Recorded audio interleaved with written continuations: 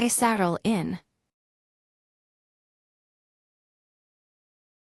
Let your body find the position it wants to be in for the night and stop adjusting.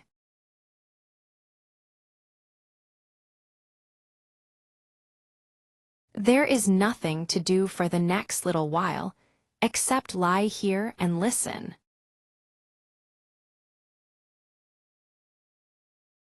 Let the breath come in through the nose and out slowly without pushing it.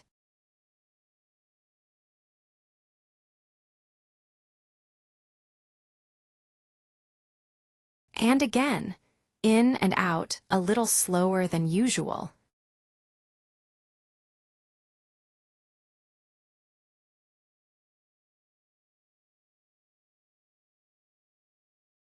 Now bring your attention down to your feet. Feel the weight of them against the bed. Let them be heavy.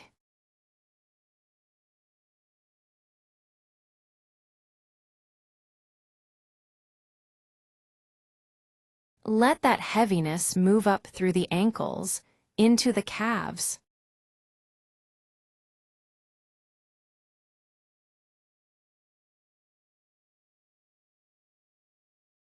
The knees, the long muscles of the thighs.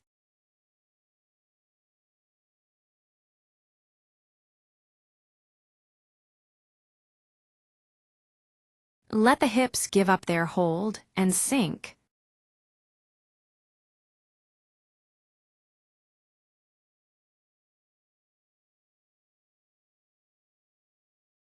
Soften the belly.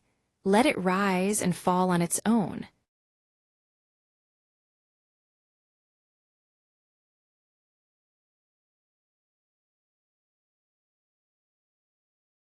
Let the lower back release into whatever is underneath it.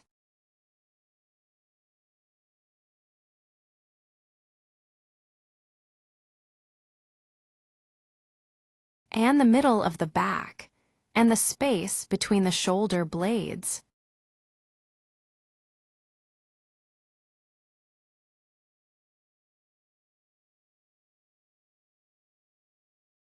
Let the shoulders drop away from the ears.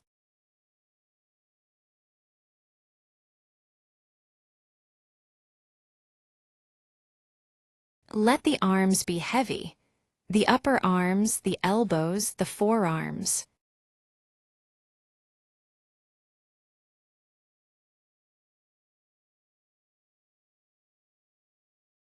The hands, the palms, every finger, one after another, going loose.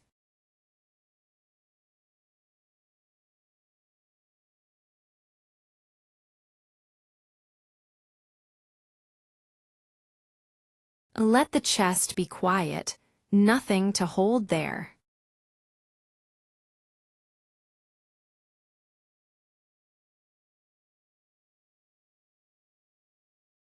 Now the throat, let it soften.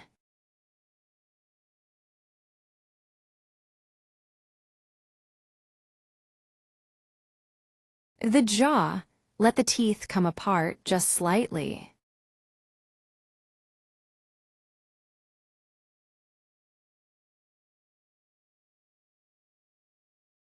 Let the tongue rest on the floor of the mouth.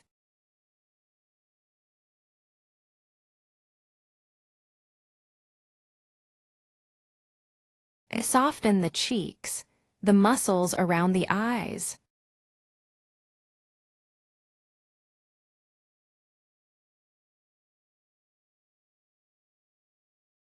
Let the forehead be smooth and wide.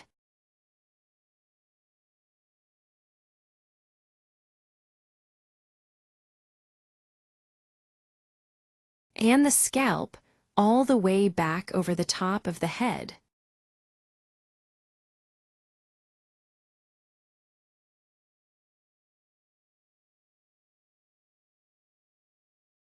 Take one more slow breath and let it out completely.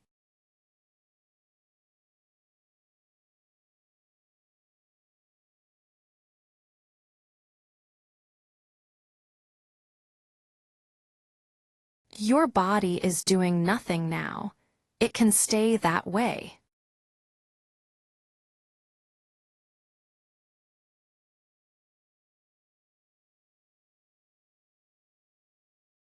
In a moment, a voice is going to talk quietly about a piece of wood and about how an accounting system built out of hazel sticks burned down the Houses of Parliament.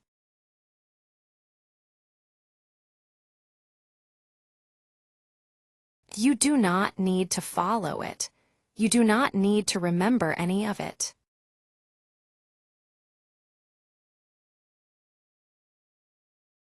Let it go past you, the way you would let a conversation in the next room go past you.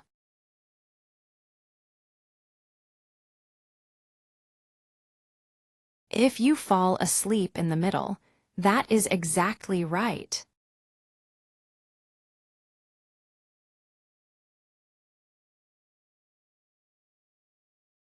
The stock and the foil. In the Parliamentary Archives at Westminster, there is a piece of hazel about as long as a hand span, squared off with a knife, notched along its narrow edges, and inscribed in Latin down one broad face in an ink that has faded until it is barely darker than the wood. That inscribed face is smooth. Its opposite face runs ragged for most of its length and then stops at a squared head. Because the stick was split lengthwise by hand, following the grain, until the split ran into a cut made across the wood to arrest it. This object is called a tally. For something like 700 years, sticks like this one were how the English Exchequer, the Royal Finance Department, kept account of what it had been paid and what it had promised. A stick of wood, cut in a particular way, split lengthwise, one part handed over and one part kept. Those notches record amounts, in widths set by the parts of a human hand. A treatise written around the end of the 1170s describes the method in detail. Its author was Richard Fitz-Neal, who ran the Exchequer under Henry II, and who cast his account as a conversation between a master and a pupil, so that the pupil could ask the obvious questions. English money then ran 12 pence to the shilling and 20 shillings to the pound, and a pound was a great deal of money, several months' wages for a skilled craftsman. At the top of the tally, Fitz-Neal says, "A cut is made as thick as the palm of a hand, and that stands for 1,000 pounds. 100 pounds is the breadth of a thumb. 20 pounds is the breadth of the little finger. A single pound is the width of a swollen barleycorn. A shilling is narrower again, and a penny is a single cut that lifts no wood away at all, just a scratch across the edge." An amount could therefore be read by eye and by hand, the way a carpenter reads a board, and the palm-wide gap at the top of a stick could be seen across a room before anybody bent down to read the writing. That writing was in iron gall ink, a black ink made from oak galls and iron salts, and it named whose money it was, what it was for, which county it came from, and often the date. Soft, easily worked wood was the usual choice, most often hazel, and a clerk with a knife could produce dozens of tallies in a morning. Then the stick was split. A cut was made across it near one end, and it was riven lengthwise from the other end down to that cut, so that it came apart into two pieces of unequal length. Splitting halved every notch and left each piece with one torn face where the wood had parted. But the clerk had written the same words on both broad faces beforehand, so each piece also came away carrying one complete and legible inscription. Whoever had paid the money in took away the longer piece, called the stock. Its shorter counterpart, called the foil, stayed at the exchequer. Tampering with either half was close to futile. Security here does not rest on a skill that has to be protected or a material that has to be controlled. It rests on the fact that a hazel rod splits along a path determined by the way it grew.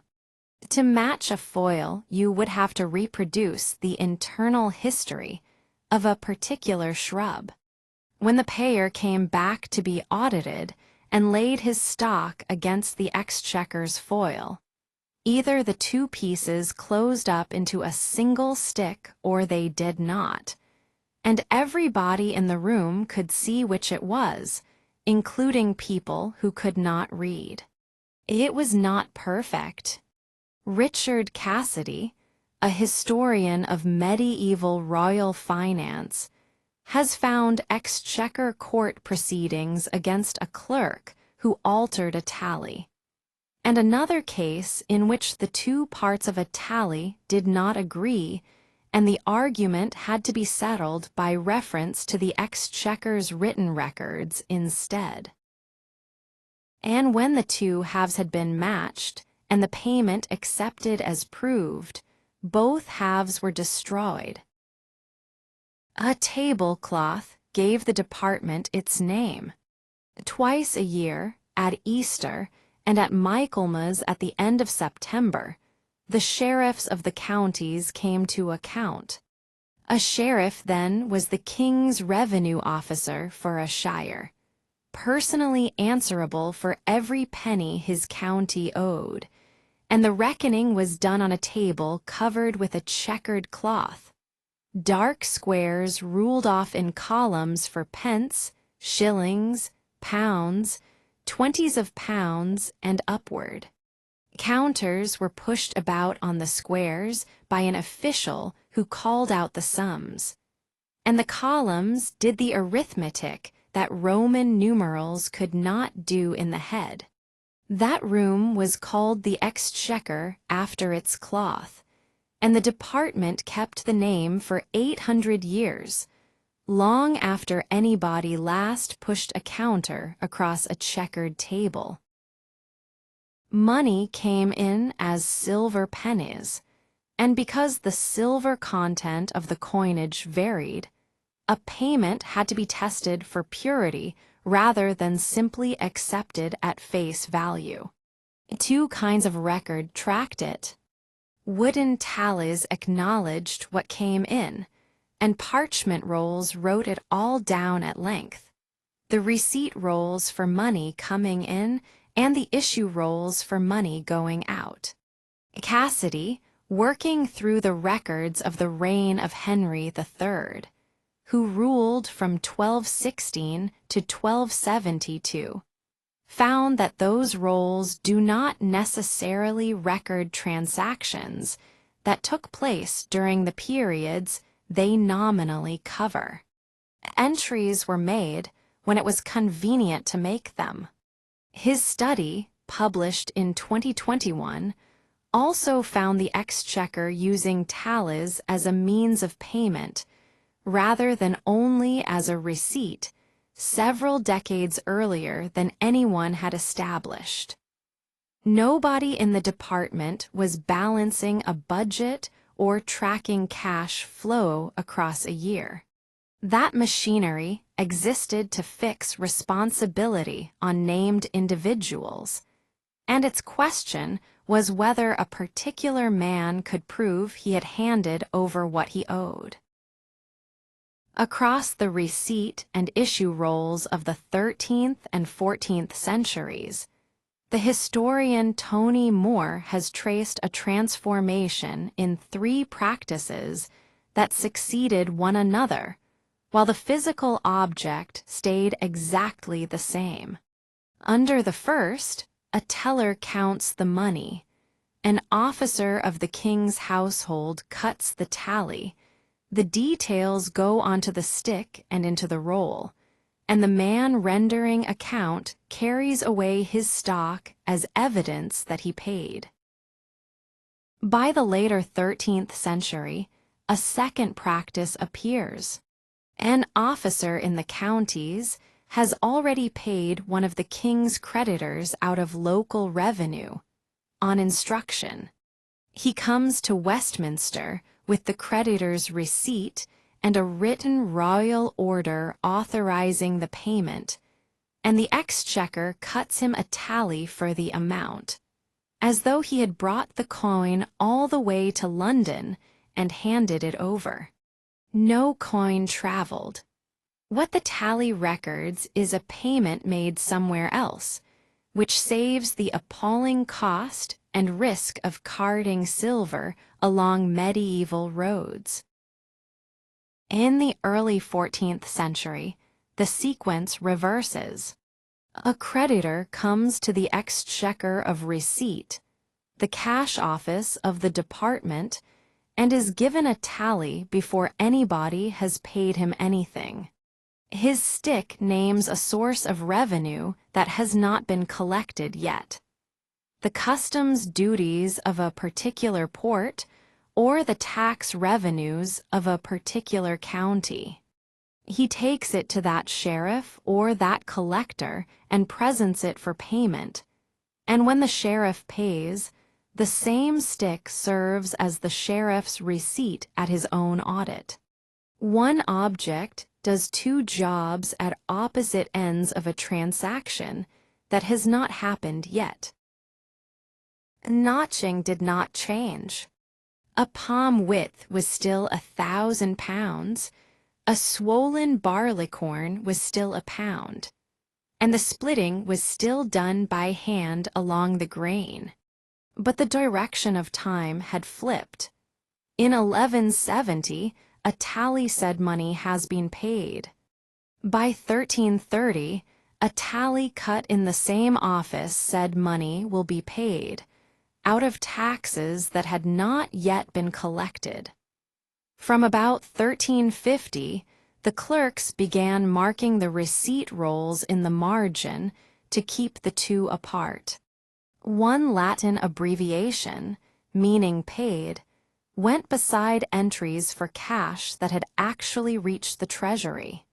A different abbreviation marked the entries where nothing had come in at all, and the creditor had been handed a stick drawn on revenue still to come. Those forward-looking tallies were called tallies of assignment, because the stick assigned a named stream of income to a named creditor. An anticipatory tally is a promise. Sometimes the revenue was short. Sometimes the exchequer had assigned the same source twice. Sometimes the king superseded an assignment in favor of somebody he needed more. A creditor would present his stock to a sheriff who had nothing to give him, and come back to Westminster with a piece of wood that had already been entered in the rolls as money received. A clerk solved this with an accounting fiction. The uncashable tally came back to Westminster to be destroyed, and its entry on the receipt roll was cancelled, which wrecked the daily totals, the totals for each accounting term, and the cross-references between the rolls. So the cancelled entry was replaced by a phantom debt, a loan from the creditor that had never been made, entered and maintained in the records so that the columns still added up. Moore notes that the dates in the rolls are the dates the tallies were cut, not the dates value moved, and the two can be years apart. If the king was routinely issuing tallies below their face value, Moore adds, Then the receipt rolls overstate what the crown actually took in. Whether the king was doing that, and how far tallies were traded second-hand, are questions Moore says remain obscure. Creditors could see that they were holding something transferable. A stock naming a sum payable from the wool duty at Boston in Lincolnshire, then one of the great wool ports of England, is worth something to anybody who trades at Boston, not merely to the man whose name is on it. So tallies were pledged as security for other loans, and handed on in settlement of other debts, and sold outright to people willing to take the collection risk. Assignments began to be issued in convenient denominations. A single grant of £300 to the Bardi, a Florentine banking house that lent heavily to the English crown, comes out as 3 separate sticks of 150, 150. Moore reads the subdivision as evidence that somebody expected the pieces to travel separately. What any of this was worth on the open market is not recorded. A handful of receipt roll entries from the 1370s and 80s, found by the historian Anthony Steele, suggest that the king himself sometimes settled loans at around a quarter below the face value of the tallies he handed over. In January of 1343, the Exchequer found that the royal financier Paul de Montefiore had pawned a bundle of tallies to London merchants for small sums and kept the proceeds, though the tallies had been issued to him in order to redeem the king's crown, which was itself in pawn to pay for a war. Officials ordered those tallies destroyed. With no register of who held what, breaking the wood was the only way to stop them. Tanya Scambrax, a historian of medieval credit, summarizes the long shift in these terms.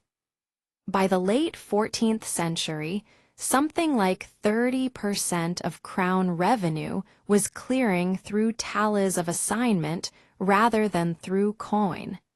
And by the middle of the 15th century, about 60%.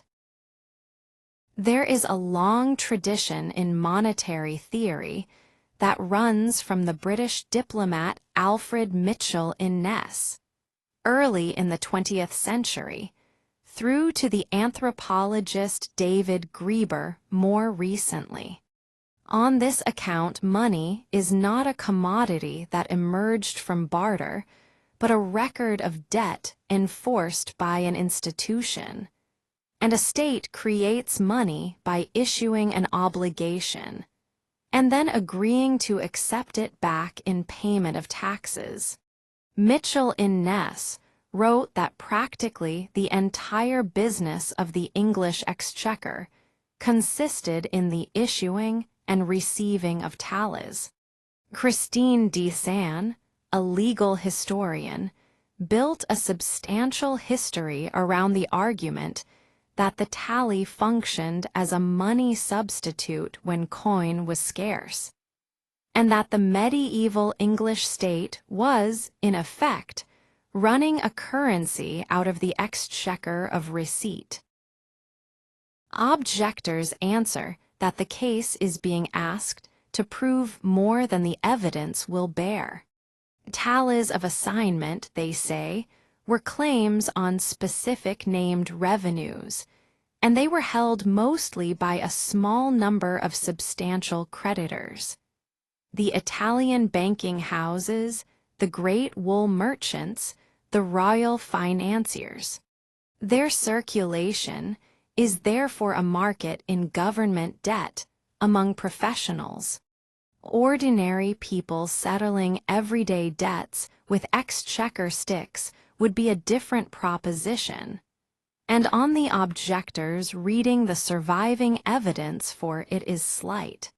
Split tallies were used privately too, between merchants and between a manor and its tenants all over Europe, but those on the same reading belong to a separate tradition. Grieber, among others, derived the financial sense of the word stock, as in shares and stockholders, straight from the tally. A creditor kept the stock, and so a holder of the stock became a stockholder. The Oxford English Dictionary does not confirm it. That dictionary allows that the financial sense may partly be an application of the tally sense, while stating that the origin is obscure and that several different lines of development may have blended. Stockholder does not appear in English until the 1750s, by which time tallies had long stopped being the ordinary vehicle of public credit. Shares were recorded on paper from the beginning. A shareholder owns a piece of a company, where a tally holder was simply a creditor of the crown. Scambrax published a study in 2023 arguing against a habit of long standing in the field. Scholarship had treated tallies as a primitive stage. A thing people used before writing was widespread, superseded once literacy and double-entry bookkeeping arrived. Scambrax argues instead that they run alongside written documents and do work that documents cannot do. A tally is portable, cheap, very hard to falsify, and readable by somebody who cannot read, because the matching of the split requires no literacy from anybody. It can be produced in court and held up. From the 14th century, there are tally bills, written documents laid out to reproduce the visual arrangement of a wooden tally, with the same information in the same sequence and the same places, cut along a jagged line so that two parchment halves have to be matched exactly as two wooden halves would. In several archives, tallies survive wrapped in paper slips that explain what they record. Simple split sticks come out of the excavated waterfront layers at Briggen in Bergen and at Novgorod, in the ordinary commercial traffic of the northern trading world. In Swiss alpine communities, tallies for the management of common pasture stayed in use into the 20th century, long after every party to them could read and write.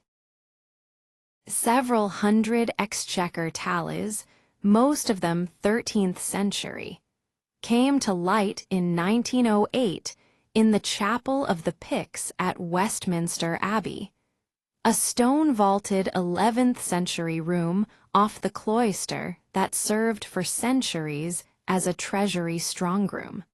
A pyx was a sealed box of sample coins kept for testing the currency, and the chapel took its name from the box that was stored there. Everything found in that chapel was transferred to the Public Record Office, where it is held today under the name of the National Archives at Kew. Among that material is a group of tallies recording the tallages levied on the Jewish communities of England in the 1230s and 40s.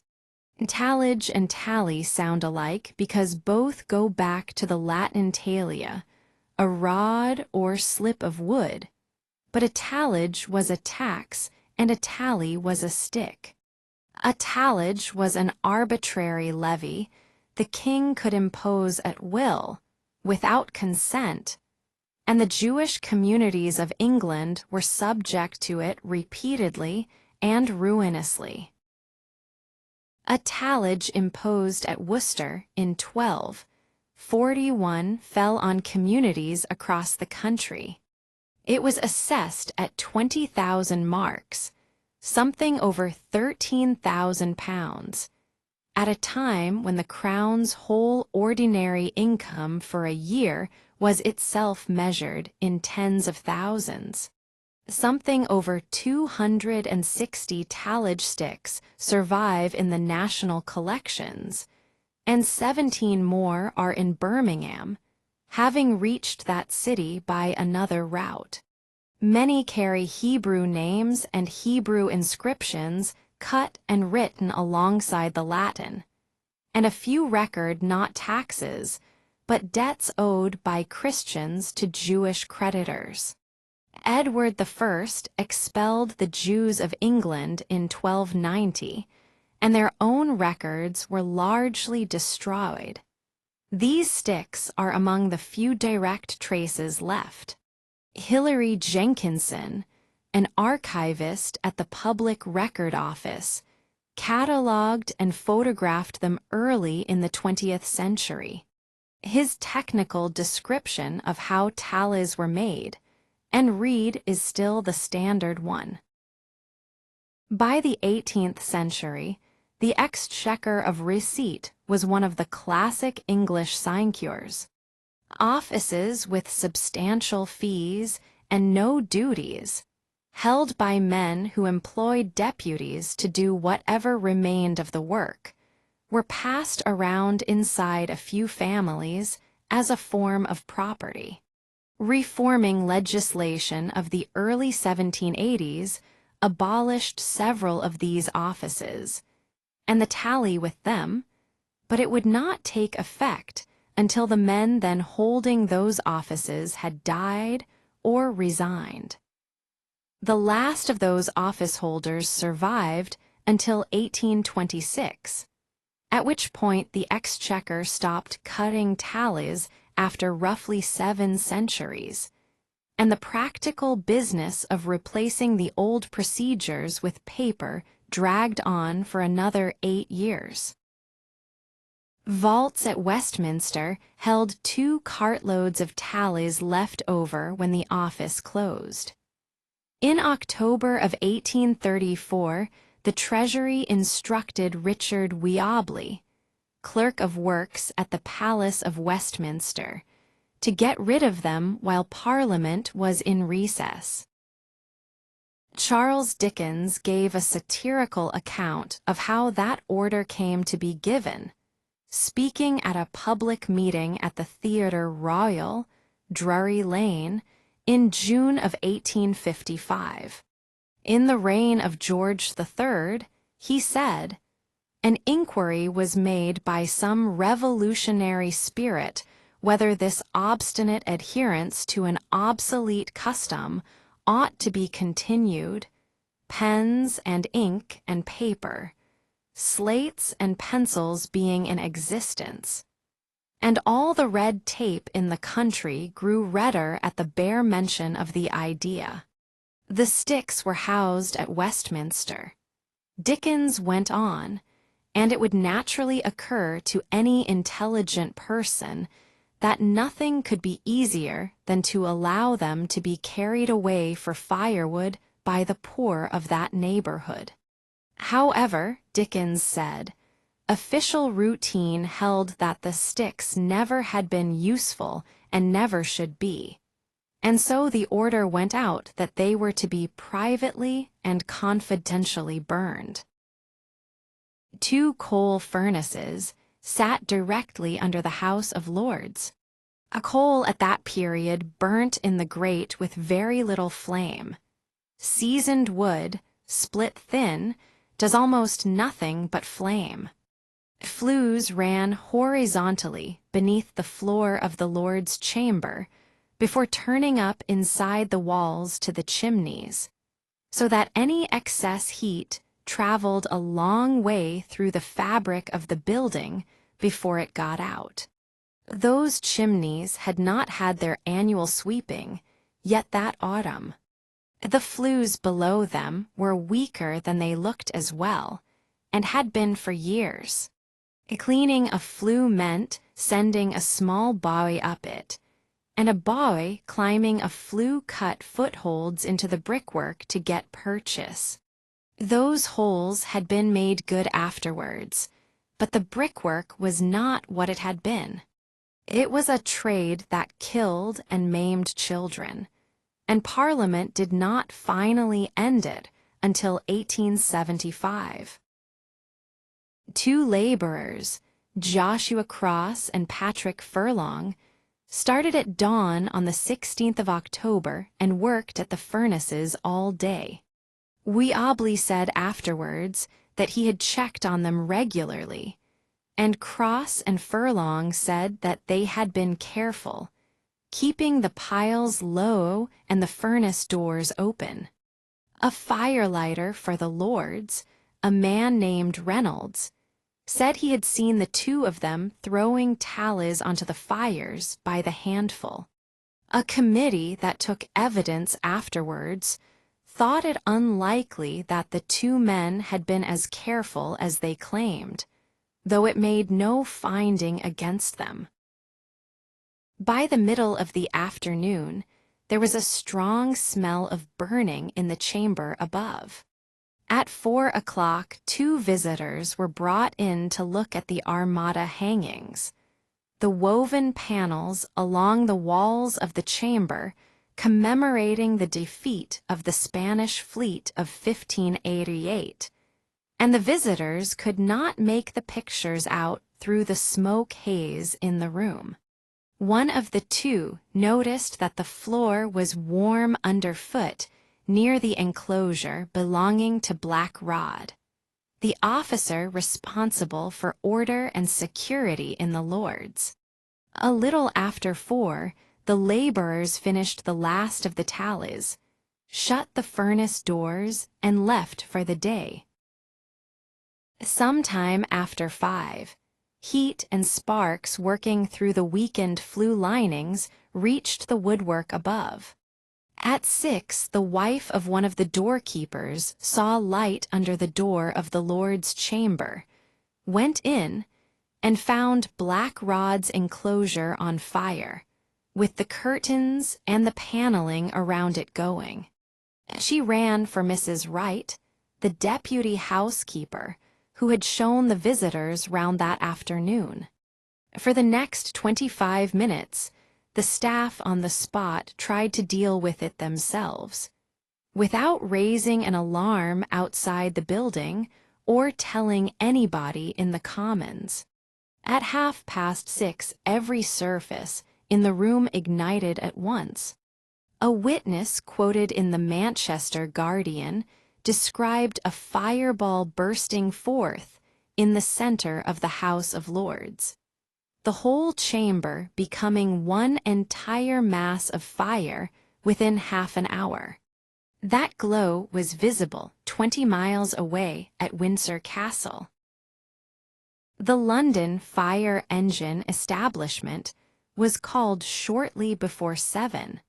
Its superintendent, James Braidwood, brought 12 engines and 64 men to Westminster. Westminster was uninsured government property, and protecting it fell strictly outside his remit, which covered the risks carried by the fire insurance companies. He came anyway. At low tide, the engines drawing from the Thames could not get the water they needed from the river side. A strong southwesterly drove the fire along the paneled corridors into St. Stephen's Chapel, the medieval chapel that had housed the Commons since the 16th century, and its roof came down before 8 o'clock. Water thrown into the flames, one account says, produced no visible effect at all. Braidwood gave up on the chambers, which were beyond saving, and put his men to defending Westminster Hall.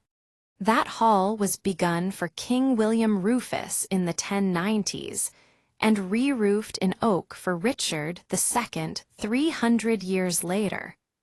One unbroken room with no row of pillars down it, and by a wide margin the oldest thing standing on the site.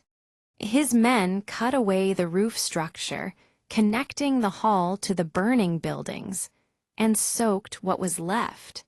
Lord Althorp, the Chancellor of the Exchequer, was on the scene, and was heard shouting that the House of Commons could be damned and left to blaze away, but that the hall must be saved.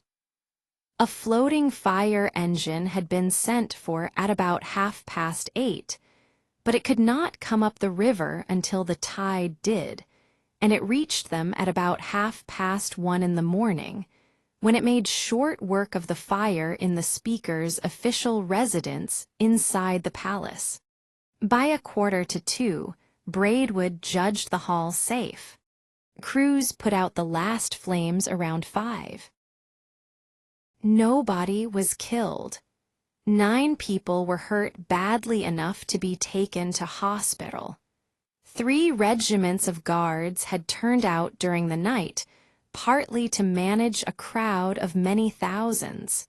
The other reason was that the government of 1834 was not entirely certain a fire at the Palace of Westminster was an accident. A Reform Act 2 years earlier had rewritten who was allowed to vote in the middle of serious unrest, and there had been revolutions across the Channel within living memory. A committee of the Privy Council began taking evidence 6 days later and reported on the 8th of November. It heard theories about plumbers, about gas, about carelessness at a nearby coffee house, and about arson, and in the end it identified the burning of the tallages as the cause. Its verdict on the official in charge was mild. It was unfortunate, the committee said, that Mr. Weobley did not more effectively superintend the burning of the tallages. No one faced charges. Lord Melbourne, the Prime Minister, called the whole affair one of the greatest instances of stupidity upon record.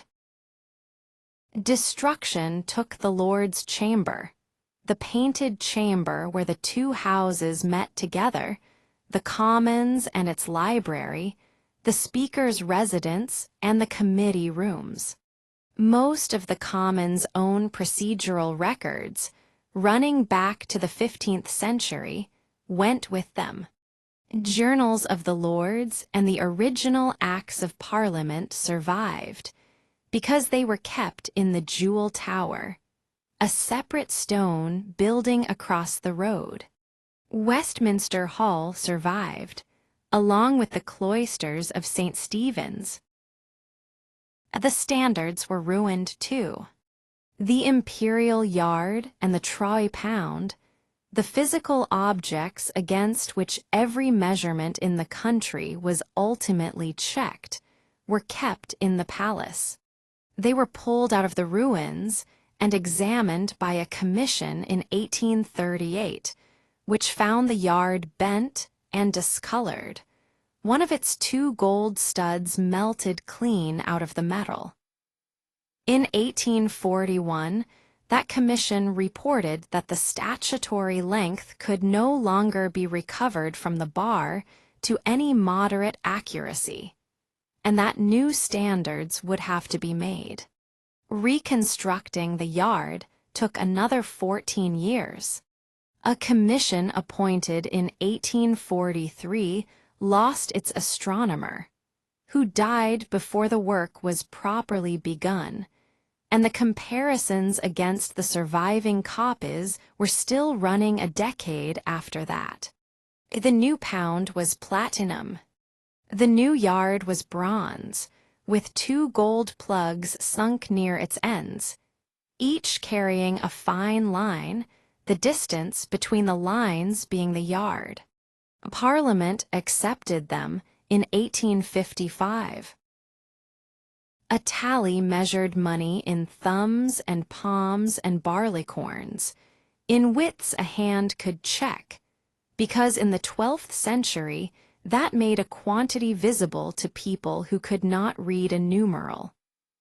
Yard and pound were the last public survivals of the same habit, a quantity fixed by the size of a physical thing rather than by a number in a register. A tally had last been cut 8 years before the fire. The standards were still the law of the land when it reached them. Tallies that came through the 1830s are being kept alive by hand. Hazel is soft and hospitable to insects. Some of the sticks in the parliamentary archives had spent years on display in a corridor, absorbing light and urban pollution. Woolly bear larvae, the young of the carpet beetle, had eaten through several of them and left cavities packed with powder. Cracks had opened along the same grain that the original splitting had followed. Conservators rejoined the broken pieces with an acrylic resin adhesive, filled the beetle cavities with hemp fibre suspended in the same resin, finished with a light dressing of linseed oil, and held the mends together with hand pressure rather than clamps, because the wood is too fragile to squeeze. Each of those sticks can still be read.